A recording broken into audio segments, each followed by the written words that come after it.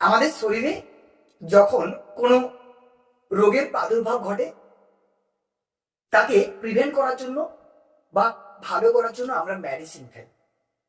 একটা মানুষকে যদি জিজ্ঞেস করা হয় ছোট থেকে বড়, বিভিন্ন ধরনের মেডিসিনের নাম সে মানুষটা কিন্তু জানে।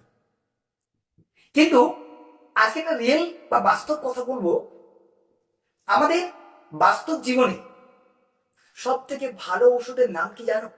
যে ওষুধটা যদি সেই মানুষ ইউটিলাইজ করে তার জীবনে, তার দেহের 95% ডিজিজ অটোমেটিক্যালি সরে যায়। আর সেই ওষুধটার নাম কি? আজকে তোমাদের সেই ওষুধটার নাম জানাবো। মানুষ মানুষেরই ভালো ওষুধ। কি কথাটা বুঝতে পারলে না? অর্থাৎ কেউ সুখ দেয়, আবার কেউ দুঃখ দেয়। যে মানুষগুলো সুখ দেয় তাদের সাথে কথা বললে জীবনটা অনেক ফ্রি থাকে, নিজেকে অনেকটা মেডিসিনের মতো মনে হয় যে মেডিসিন লাগবে না, আমি অটোমেটিক্যালি ফ্রি জোন ফিল করছি আমার ওই কমফোর্ট জোনে। আর যে মানুষগুলো দুঃখ দেয় সেগুলো না ঠিক মেডিসিনের মতো, ওরা জীবনে আসে, কিছুটা রোগ সারিয়ে দেয়, আবার চলে যায়। সুতরাং মানুষই মানুষের প্রকৃত ঔষধ।